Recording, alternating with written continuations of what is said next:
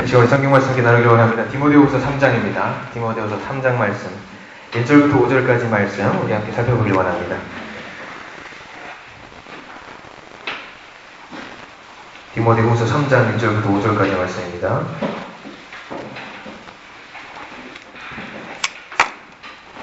디모데후서 3장 1절부터 5절까지 말씀. 너무 소중하고 중요한 말씀 우리 함께 살펴보기 원합니다. 신약성서 345쪽 중이고요. 1절부터 5절까지 우리 한 목소리를 같이 읽을 텐데 찾으셨죠? 345쪽에 있는 디모데후서 3장 1절부터 5절까지 말씀입니다. 예, 천천히 찾으세요. 다 같이 한 목소리 읽기 원하니까요. 예, 1절부터 같이 읽겠습니다. 시작. 너는 이것을 알라. 말세에 고통하는 때가 이르러 사람들이 자기를 사랑하며 돈을 사랑하며 자랑하며 교만하며 비방하며 봉헌을 거역하며 감사하지 아니하며 거룩하지 아니하며 무정하며 원통함을 풀지 아니하며 모함하며 절제하지 못하며 사나우며 선한 것을 좋아하지 아니하며 배신하며 조급하며 자만하며 쾌락을 사랑하기를 하나님 사랑하는 것보다 더하며 경건의 모양은 있으나 경건의 능력은 부인하니 이 같은 자들에게서 내가 돌아서라. 아멘. 자, 3일 밤 예배라는 게 보였습니다. 오늘 하루 아침 일어나셔서 지금 이 시간까지 움직이시고 사시면서 얼마나 많이 웃으셨습니까? 네. 많이 좀 웃으셔야 되는데요. 잠깐 웃고 넘어가려고 합니다. 옆에 있으신 분과 그리고 옆에 사람이 없다 싶으시면 뒤에 분도 좋습니다. 잠시 5초를 드릴 테니까 그분을 생각하시면서 칭찬할 수 있는 말을 잠깐 생각해 보십시오. 하나, 둘, 셋, 넷, 다섯. 그 사람에게 생각했던 칭찬의 말 한번 해주시기 바랍니다. 잘생겼습니다. 훤칠하게 생기셨습니다. 풍채가 대단하십니다. 네. 아유. 그때 TV를 봤는데 칭찬을 하지 말라고 그러더라고요. 칭찬을 하면은 그 테두리 안에 갇히게 된다는 그런 이야기를 과학적인 논증을 통해서 봤어요. 누구는 그래도 그럼에도 불구하고 저한테는 이런 칭찬을 해주셨으면 좋겠습니다. 잘생겼습니다. 그런 테두리 안에 갇히고 싶습니다. 제가 잘생겼다라는. 좋은 말씀들 많이 해주시고 많이 웃으세요. 웃으시는 게 건강을 위해서도 좋으시고요. 그 웃는 모습을 보면서 참 저 사람은 왜 저렇게 행복할까? 왜 저렇게 웃을까? 그 모습을 통해서 내가 작은 예수 되고 그 작은 예수를 또 세상 가운데 전할 수 있을 것이라는 생각을 좀 많이 해봅니다. 그래서 싫었다는 소리 들어줬습니다. 많이 웃으시고요. 사람들에게 웃음을 또 전파해주시는 행복 바이러스 같은 되셨으면 좋겠습니다. 자, 오늘 디모데후서 3장 1절부터 5절까지 말씀 제목은 악한 시대를 사는 지혜라는 제목을 택해봤습니다. 오늘 읽었던 본문 3장 1절부터 5절까지 말씀의 제목은 보면은 이제 파란색 글씨로 제 성경 측에는 마지막 때의 불경건함이라는 제목으로 나와 있습니다. 마지막 때가 어떻다라는 얘기일까요? 마지막 때가 경건하지 못하다라는 이야기겠죠.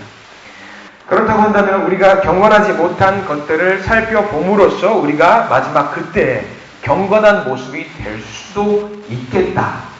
이 모습을 통해서 우리가 경건한 모습이 될 수도 있겠다. 그래서 오늘 이 말씀, 이 본문을 택해가지고 한번 생각을 해봤습니다. 본문 1절에 보면은 말세에 고통하는 때가 이르리니 라고 말씀을 하고 있어요. 자, 여기서 본문의 고통이라고 말하는 것은 신약성경의 헬라 칼레포스라는 단어를 번역을 한 것인데 이 칼레포스라는 단어는 견디기 힘든이라는 말을 갖고 있다라고 합니다. 여기서 견디기 힘들다 이 말은 삶의 무게에 눌려서 겪는 고통을 말하는 것만은 아닙니다. 갖가지 질병이나 육체적인 고통 때문에 우리가 당하는 그런 고통도 있습니다만 그런 고통만을 말하는 것은 아닙니다. 또한 복잡한 관계들 속에서 겪는 정신적인 고통만을 말하는 것도 아닙니다. 여기서 말하는 고통은 특별히 믿는 성도들이 믿음을 지키며 사는 고통을 말합니다. 자, 어떤 나라를 여행하는 과정 중에서 어떤 에세이집에서 읽었는데 이 여행자가 어떤 한 나라를 여행하는데 이 나라는 정말 정말 질서를 안 지킨다고 합니다. 사람들에게 물어봤더니 왜 이렇게 질서를 지키지 않습니까? 라고 물어봤더니 그 나라 사람이 이렇게 말을 했다라고 합니다. 무질서 속에 질서가 있다 라고 말합니다. 맞는 것 같아요? 무질서 속에 질서가 있을까요? 뭐 일종의 어떤 질서는 있겠죠. 그런데 이방인인 그 사람 그 나라를 여행하면서 너무 충격을 받았다는 거예요. 줄을 서지 않습니다. 비싼 돈을 주고 비행기를 타는데 줄을 무시하고 아랑곳하지 않고 새치기를 합니다. 오랜 시간 줄을 서 있었는데 그 줄이 2줄, 3줄, 4줄이 되더니 결국 줄이 의미가 없어집니다. 그걸 가지고 질문을 했더니 그건 역시 무질서 속의 질서가 아니겠습니까? 그러나 그 이방인의 입장에서는 고통입니다. 고통. 그렇습니다. 우리 성도들이 예수님을 믿고 새로운 사람이 되었습니다. 성령님의 도우심으로 새로운 사람으로 살려고 합니다. 그런데 그 나라처럼 이 새 사람으로 살도록 세상은 우리를 내버려 두지 않습니다. 성도들은 세상 한복판에 살아가는 것 자체가 고통이 됐습니다. 세상은 어떻게 말을 합니까? 나는 질서 가운데, 정렬되어 있는 질서 가운데, 하나님의 질서 가운데 살고 싶다. 그러나 세상은 그렇게 놔두지 않지요. 자기들만의 무질서를 질서라고 말하면서 그 무질서 속에 들어가게 만듭니다. 결국 어떻게 됩니까? 무질서 속에 동화되든가. 그럼에도 불구하고 나는 불편하고 고통스럽고 짜증나고 화가 나지만 하나님이 주신 그 질서 가지고 살던가. 둘 중에 하나가 되겠죠. 오늘 성경 말씀은 이 두 가지 갈래길에서 소중한 말씀을 하나 해주고 있습니다. 보면 1절 한번 보시기 바랍니다. 너는 이것을 알라. 너는 이것을 알라. 이것을 알라라고 하고 있습니다. 자, 현대어 성경에 이렇게 번역이 되어 있더라고요. 이 성경만 가지고 우리 가지고 있는 개역개정판은 좀 해석하기 어려울 수가 있을 것 같아서 찾아봤습니다. 본문 1절이 이렇게 나와 있습니다. 마지막 때가 이르면 그리스도인으로서 바르게 사는 일이 매우 어려워질 것이다. 그리스도인으로 사는 것이 매우 어려워질 것이다. 말세가 임할 텐데 그때 믿는 사람들이 큰 고통을 당하게 될 것이란 말이에요. 안 믿는 사람보다 믿는 사람이 더 큰 고통을 당하게 될 것이라는 말입니다. 언제? 말세. 자, 말세는 언제일까요? 말세는 두 가지 의미가 있습니다. 헬라 에스카토스 헤메라라는 말을 번역하는 것인데요. 하나는 좁은 의미로는 주님께서 재림하시는 바로 그때, 재림하시는 그때를 말세라고 말을 하고 있습니다. 큰 의미로는, 넓은 의미로는 주님께서 재림하시기를 기다리는 날을 또 말세라고 이야기를 하고 있습니다. 좁은 의미로서도 말도 맞지요. 넓은 의미로서 말도 맞습니다. 자, 그러면 여러분들은 지금 어느 시대를 살고 있는 겁니까? 바로 말세를 살고 계신 겁니다. 넓은 의미에서 말세예요. 주님께서 재림하는 그 시점까지 우리 꾸준히 삶을 정진해 나가야 됩니다. 그러면 그 시간 계속이 뭐가 된다? 말세가 된다라는 이야기입니다. 여러분들 지금 말세를 살고 있습니다. 말세를 열심히 살고 계신 거예요. 자, 말세는 예수님께서 이 땅에 오신 그 시점부터 시작이 되었습니다. 이게 바로 이제 신학적으로는 종말론적인 어떤 시각이라고 보통 말을 많이 해요. 이 종말론적인 시간, 말세의 시간은 치열한 영적인 싸움이 있는 시기입니다. 하나님 나라를 만들려고 열심히 노력하는 우리 성도님들 같은 여러분들이 계십니다. 반면에 이것을 방해하려는 세력들이 많이 있습니다. 이 영적인 싸움, 견디기 힘든 고통의 시간, 이 말세의 이 시기는 특별히 그러면 누구한테 더 힘든 시기입니까? 아까 말씀드렸잖아요. 믿는 사람들에게 정말 힘든 시기가 될 수밖에 없습니다. 왜? 하나님 나라를 확장시키려고 합니다. 우리는 열심히 확장시키려고 해요. 그러나 그것을 막는 사람들이 눈을 많이 써요. 여러분들, 하늘나라가 어디 있을까요? 생각해 보신 적 있으세요? 하늘나라 어디 있을까요? 구름 속에.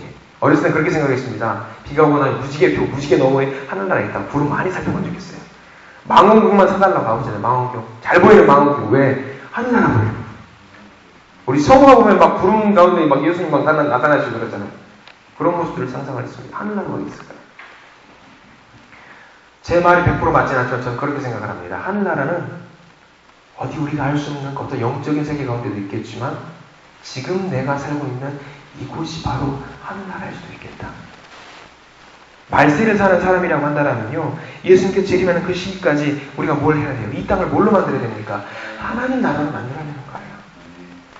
가만히 그러면 내가 어떻게 노력해야 됩니까? 이 내가 하나님 나라를 확장하려고 노력을 하면 할수록 마귀와 사탄 세력들은 나를 막습니다. 막아요. 여러분도 마찬가지잖아요. 이 땅을, 이 나라를, 여러분이 살고 있는 이 동네를 하나님 나라로 만들려고 열심히 노력을 하잖아요. 그 가운데 옳지 못한 세력들은 여러분들을 막고 넘어뜨리고 좌절하게 만듭니다. 바로 이때가 옳지 않은 세력과 싸우는 바로 이때가 말세입니다. 말세. 자, 이 시기에 우리는 주님께서 말씀하시는 그 시대를 분간할 수 있어야 됩니다. 말세를 살고 있어요. 믿음 지키기가 얼마나 힘이 드는지, 영적 전쟁이 어떤 형태로 치러지고 있는지 잘 분별하셔야 합니다. 혹여라도 세상 가운데 휘둘려서 세상이 나에게 주는 기쁨이 세상이 주는 것인지 하나님이 주는 것인지, 내가 만든 어떤 결과물이 하나님이 내게 만들어주신 건지 나만의 능력으로 만드는 것인지 헷갈리시는 분이 계시지 않습니까? 우리 그럴 때는 회개하시고 반성하는 가운데 하나님 나라를 생각하면서 이 말세를 살아가시기 바랍니다.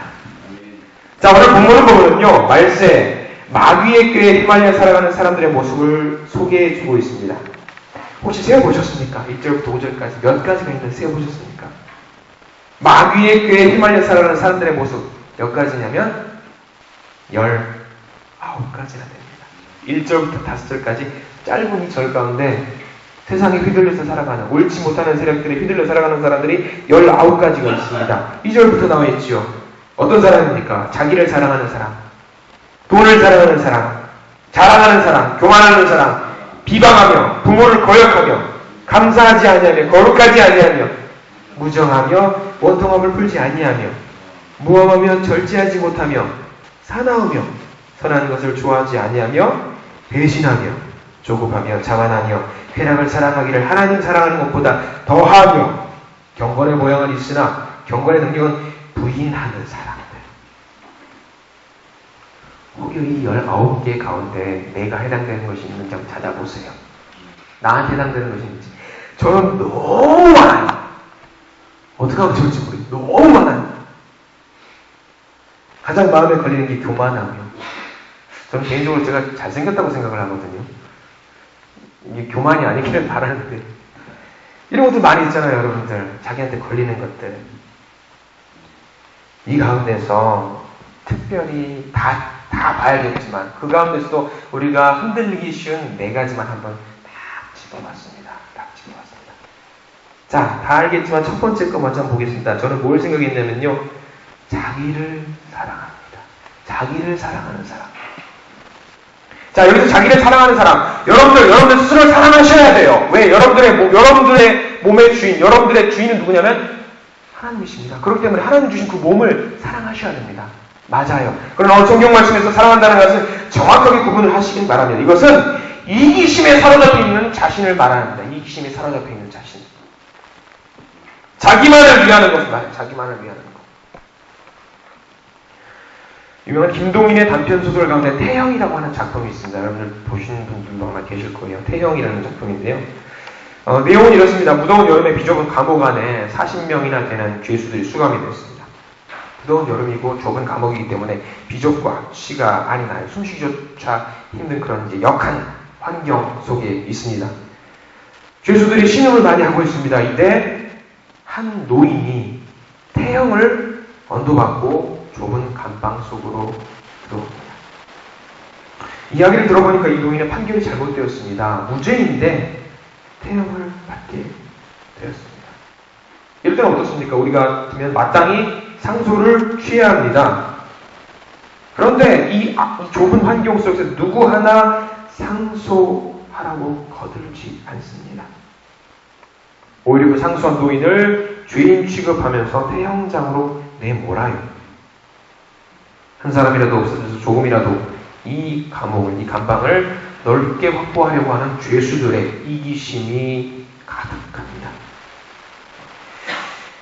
이 소설에서 나오는 주인공 나는 이런 이기심에 편승해서 노인이 태형장으로 끌려가는 것을 그냥 가만히 보고만 있습니다. 조금 뒤에 태형을 맞고 비명을 지르는 노인의 소리가 들립니다. 그리고 그 비명소리가 어느 정도 끝이 나자 이 노인은 숨을 거둡니다. 이 이후로 차라리 노인처럼 매를 맞는 편이 나을 정도의 큰 고통을 겪습니다. 왜 고통을 겪을까요? 아시겠지요? 아시겠죠? 세상을 살아가는 이기심의 노예 때문에 자기만을 위하고 자기 중심적으로 살아가겠다는 그것 때문에 이 말세를 살아가는 사람들 이런 마음 때문에 고통을 안겨주는 것입니다. 자기를 사랑하는 건 중요합니다. 그러나 자기 내면에 있는 이기적인 마음을 사랑하지 마십시오. 자, 두 번째는 이것을 좀 우리가 삼가해야 될 텐데 두 번째는 돈을 사랑합니다. 저는 이 말씀을 전하면서 돈을 사랑합니다라고 말씀을 전하면서 예전에 했던 말씀을 다시 한번 끄집어내려고 합니다. 여러분들 돈을 사랑하지 마십시오. 그러나 부자가 되십시오. 부자가 되십시오. 이렇게 기도를 하면 아멘으로 화답했으면 좋겠습니다. 여러분 11조 1000만원 하시기 바랍니다. 아멘으로 안 하시네요. 11조 1000만원 하는 거 축복인데 11조 1000만원 하세요. 여러분들 그러면 한 달에 얼마 벌어들이시는 겁니까? 1억 벌으세요. 1억. 부족하십니까? 부족하셔서 아멘을 안 하시는 건가요? 여러분 돈을 사랑하지 마세요. 그러나 부자가 되세요. 왜 부자가 되라고 말씀드리는 줄 아세요? 하나님 믿는 사람은 축복받아야 됩니다. 세상 누구보다 축복받아야 됩니다. 세상 가운데 잘나야 되고 뛰어나야 됩니다. 왜? 하나님 믿는 사람이기 때문이죠. 예수님 믿는 사람들은 잘 되어야 되잖아요. 여러분 예전에 제가 이런 비슷한 말씀을 전했습니다. 제가 그래서 기도를 한다고 그랬죠. 주님께 뭐라고 기도한다고 했습니까? 주님 세상에서 11조 1000만원을 목회자 되게 해주십시오. 여러분 그 이후로 저를 위해서 중보하신 분이 혹시 계십니까? 안 계시지요? 어쩐지 기도가 잘 안 통하는 것 같더라고요. 중보를 많이 해주십시오. 여러분들 여기서 말하는 돈을 사랑하지 말라는 말은 무슨 말이에요? 돈에 집착하지 말라는 이야기예요. 돈을 집착하지 말라는 돈에 집착하면 뭐가 안 보입니까? 하나님이 안 보이게 됩니다. 돈을 사랑하지 마세요. 하나님을 더 사랑하시기 바랍니다. 자, 얼마 전 서점에서 깜짝 놀랄만한 책을 하나 살펴본 적이 있습니다. 펠릭스는 돈을 사랑해 라는 책이에요. 펠릭스는 돈을 사랑해. 책에 이런 내용이 나옵니다. 12살 소년 펠릭스가 돈 때문에 부모님께서 자주 다투는 것을 보고 스스로 돈을 벌어서 부자가 되어야겠다는 그 꼬마 소년의 이야기가 나와요. 어떻게 하면 돈을 빨리 벌까? 용돈을 모아서 은행에 저축하면 돈이 빨리 늘어날까? 그러나 은행을 찾았습니다. 작은 이자에 실망하고 돌아섭니다. 이후 친구와 이제 주변 동네들의 잔디를 깎아주고 빵을 배달하면서 돈을 차곡차곡 모아요. 뒤늦게 합세한 친구 여러 명들과 함께 꼬마들이 운영하는 그 작은 회사를 운영하면서 효과적인 수입원이 무엇일까 고민하게 됩니다. 어느 날 그런 금액이 조금씩 쌓여갈 무렵 어떤 아저씨가 구입한 중고 클라리넷 상자에 금화가 가득 들어있는 것을 발견합니다. 그리고 이 목돈을 이용해 이 아이들은 무엇을 하게 되냐면 주식시장과 선물 거래를 하게 된다라는 내용이 나옵니다.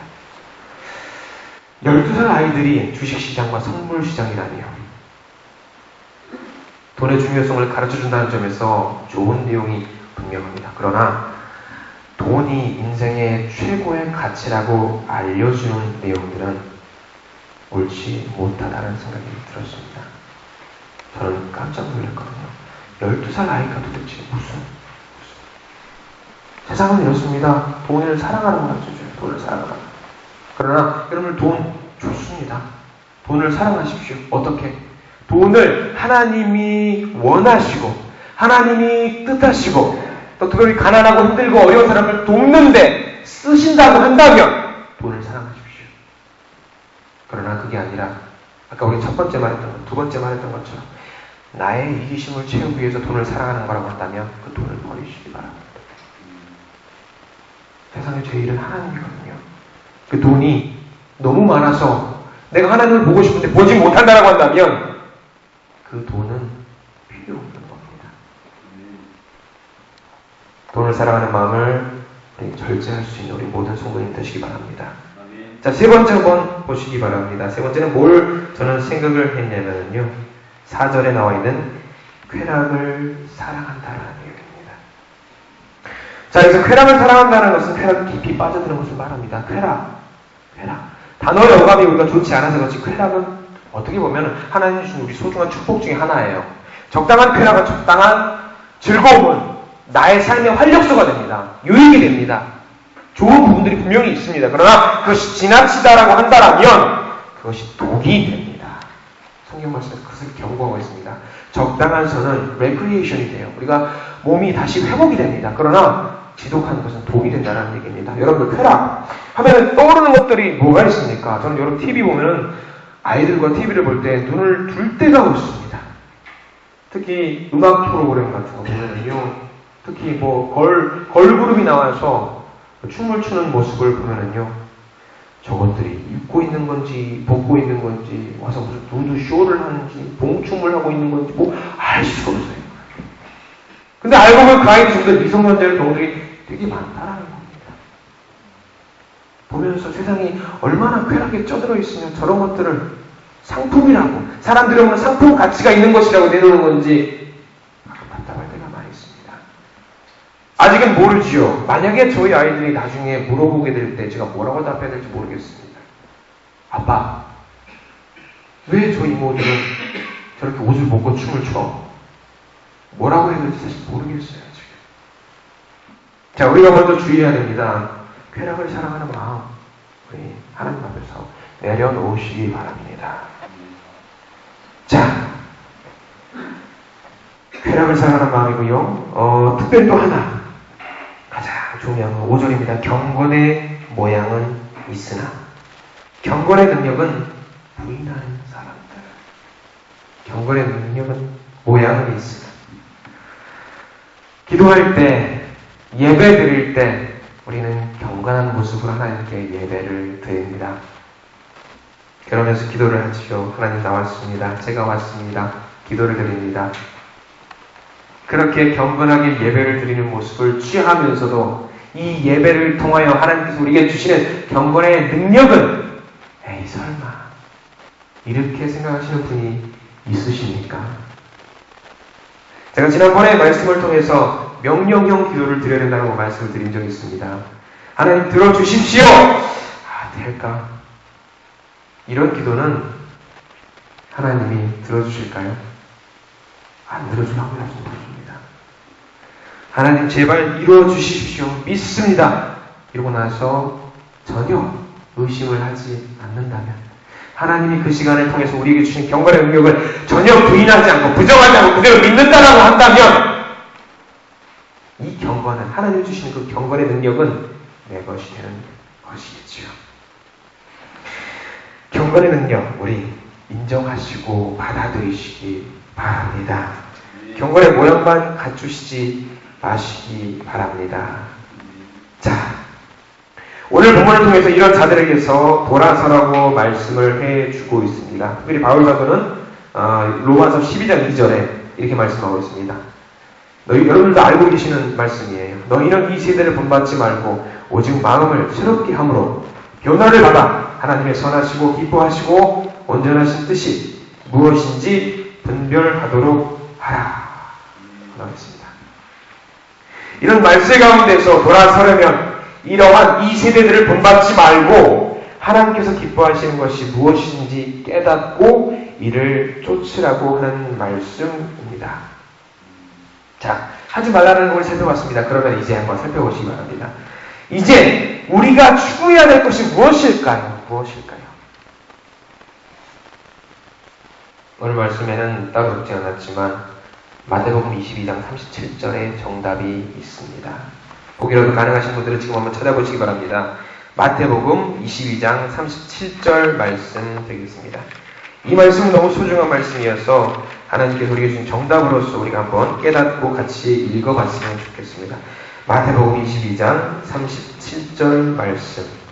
자, 세상 것을 따라가지 말고 이제 우리가 무엇을 따라가야 될 것인지 22장 37절의 말씀이 나와 있는데 우리 한 목소리로 같이 읽어보겠습니다. 시작. 예수께서 이르시되 내 마음을 다하고 목숨을 다하고 뜻을 다하여 주 너의 하나님을 사랑하라 하셨으니. 자, 39절입니다. 둘째도 그와 같으니 내 이웃을 내 자신같이 사랑하라 하셨으니. 아멘. 자, 하나님을 사랑하시기 바랍니다.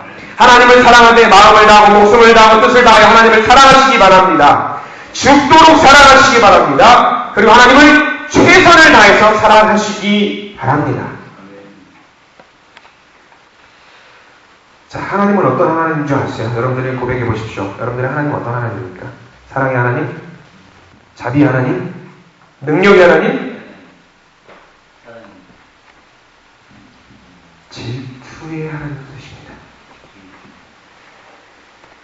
전쟁의 하나님도 되십니다. 저는 저희 아이들하고 저희 아내에게 항상 사랑한다고 말을 많이 합니다. 준아야, 사랑해. 근데 미안해. 아빠는 하나님을 더 사랑해. 하나님은요, 질투의 하나님이십니다. 하나님만을 사랑하시기 바랍니다. 하나님만이 가장 사랑받기 합당한 존재이시거든요.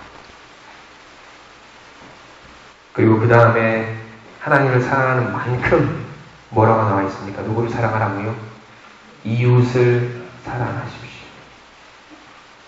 여기서 이웃은요, 딱히 내가 잘 알고 있는 그 사람을 정해놓고 이웃이라고 하는 게 아닙니다. 모든 사람을 말하는 겁니다. 여기서 이웃은요, 원수도 포함이 됐다라는 것을 명심하셔야 합니다. 말은 사랑한다고 하면서, 그래요, 돈 내려놓겠습니다. 쾌락 내려놓겠습니다. 저희 이기심 내려놓겠습니다. 경건한 척 하는 거 내려놓겠습니다. 말로만 하지 마시고요. 사랑으로서 하나님께 보여주십시오. 하나님을 사랑하는 마음, 그리고 이웃을 사랑하는 마음으로서, 행동으로서, 실천으로서 하나님께 보여주십시오. 그래서 하나님께 증명하십시오. 아, 네가 나를 정말 사랑하는구나. 하나님이 그렇게 여러분들을 통해서 고백할 수 있기를 원합니다. 하나님께서 여러분들의 이웃을 사랑하는 모습을 보고 칭찬하시기를 원합니다. 사랑하는 성도 여러분, 말씀에 고통이 많다고 말씀드렸습니다. 특별히 여러분들 믿는 사람입니다. 힘든 일들 많습니다. 그래서 우리는 어떻게 해야 됩니까? 가야 됩니다. 하나님 계신 그곳으로 가야 됩니다. 거기에 영생이 있고 행복이 있고 자유가 있고 화평이 있고 화목이 있고 행복이 있습니다. 우리 모두 함께 그 사랑을 향해서 함께 같이 갔으면 좋겠습니다. 항상 말씀드립니다. 혼자 가지 마십시오. 같이 가십시오. 이웃을 사랑하는 겁니다. 같이 가십시오. 혼자 가지 마시고 즐거운 마음으로, 행복한 마음으로, 또 열심히 달려갈 그 마음으로 우리 모든 성도들 손에 손 맞잡고 하늘나라, 하나님 나라에 갈 수 있는 우리 모든 성도님들 되시기를 간절히 기도하겠습니다. 기도하겠습니다. 기도하겠습니다.